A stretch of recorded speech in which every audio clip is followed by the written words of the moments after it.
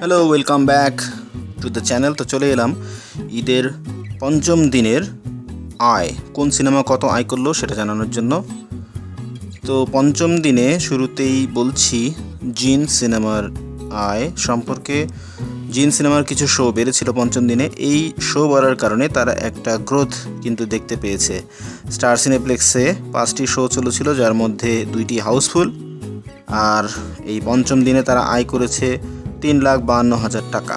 So এখন পর্যন্ত মাল্টিপ্লেক্সে total 5 দিনে তারা আয় করেছে 8,36,000 টাকা। জিন সিনেমায় অভিনয় করেছেন সজল এবং নুসরাত ফারিয়া। এটি একটি হরর ঘরানার ফিল্ম। এখন পর্যন্ত এই ছিল তাদের আয়। এরপরে যাচ্ছি মোশাররফ করিমের চক্কর 302 সিনেমার আয় নিয়ে কথা বলতে। এখানে চক্কর সিনেমাতে মোশাররফ করিম ছাড়াও আরও অভিনয় করেছেন ইন্তেখাব দিনার এবং তারিন। এছাড়া এই মুভিতে এখন পর্যন্ত ডে 5-এ আয় হচ্ছে 3,84,000 টাকা। এখানে কিন্তু একটা উল্লেখ করার মতো বিষয় হচ্ছে পঞ্চম দিনে এসে তাদের শো কমে গিয়েছিল এবং শো কমার ভালো একটা ইম্প্যাক্ট তাদের কালেকশনে পড়েছে। শুক্রবারে স্টার সিনেপ্লেক্সে মোট শো চলেছে 4টি, যার মধ্যে 2টি হাউসফুল ছিল। তো এখন পর্যন্ত তাদের মোট আয় মাল্টিপ্লেক্স হলগুলোতে 27,30,000 টাকা। এরপরে চলে যাচ্ছি সিয়াম আহমেদ অভিনীত জঙ্গলি সিনেমার আয়ে। এখানে পঞ্চম দিনে তাদের একটি শো বেড়েছে। শো বাড়লেও কালেকশনে খুব বেশি ইম্প্যাক্ট পড়েনি। স্টার সিনেপ্লেক্স এবং লায়ন সিনেমাস মিলিয়ে 9টি শো তারা পেয়েছিল। এর মধ্যে সিনেপ্লেক্সের 7টি শোই ছিল হাউসফুল, আর লায়নের 2টির মধ্যে 1টি হাউসফুল ছিল। তো পঞ্চম দিনে তাদের আয় হচ্ছে 6,64,000 টাকা। এখন পর্যন্ত মাল্টিপ্লেক্সে তাদের মোট আয় হচ্ছে 34,97,000 টাকা। সো জঙ্গলি ভালো করছে। জঙ্গলির অডিয়েন্স কিন্তু ফ্যামিলি অডিয়েন্স এবং এদের গল্পটাও ফ্যামিলির জন্য পারফেক্টলি গল্প। সবাই আগ্রহ নিয়ে জঙ্গলি সিনেমাটা দেখছে। এরপরে যাচ্ছি আফরান নিশোর দ্বিতীয় সিনেমা দাগি এর আয়ের হিসাবে। দাগি পঞ্চম দিনে শো বাড়লেও তাদের কালেকশনও কিন্তু বেড়েছে।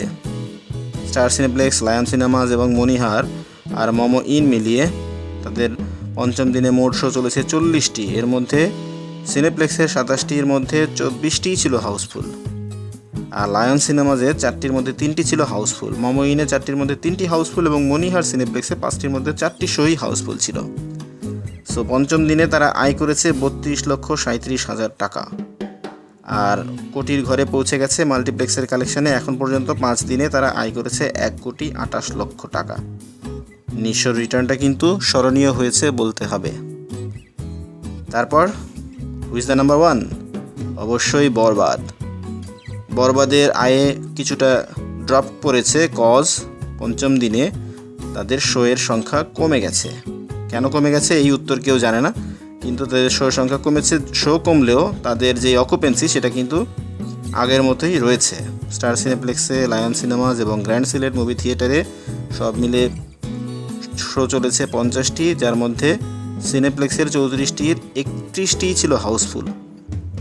একটি শো গেছে অলমোস্ট ফুল। আর লায়ন সিনেমাজে 12টি শোর মধ্যে 10টি হাউসফুল, একটি অলমোস্ট ফুল ছিল। গ্র্যান্ড সিলেটে 4টির মধ্যে 3টিই ছিল হাউসফুল। এখানে উল্লেখ করার মতো আরও একটি বিষয় হচ্ছে লায়ন সিনেমাজে কিন্তু তাদের গতকালকে মিডনাইট শো ছিল 2টা, যেগুলো ভালো ব্যবসা করেছে। আগের দিনে বৃহস্পতিবার রাতে একটি দিলেও অতিরিক্ত চাহিদার কারণে শুক্রবারে তারা 2টি শো রাখে এবং 2টিতেই তারা ভালো ব্যবসা করেছে। সো পঞ্চম দিনে বরবাদ সিনেমায় আয় ছিল 55,39,000 টাকা। এখন পর্যন্ত 5 দিনের মাল্টিপ্লেক্স গ্রস হচ্ছে 2,50,00,000 টাকা। সো কাছাকাছিও কেউ নেই।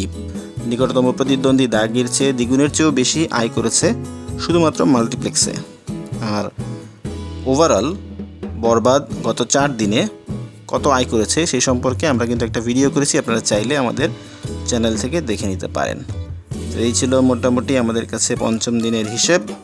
সো আপনারা আপনাদের মতামত আমাদের কমেন্টে জানাতে পারেন। আর ভিডিও যদি ভালো লেগে থাকে অবশ্যই লাইক করবেন, শেয়ার করবেন।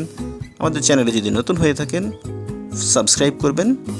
যদি সেটা করেন তাহলে আমরা আরও নতুন নতুন নিউজ নিয়ে আপনার কাছে আসতে পারবো। কথা হবে পরবর্তীতে অন্য কোনো ভিডিওতে। Till then, tata.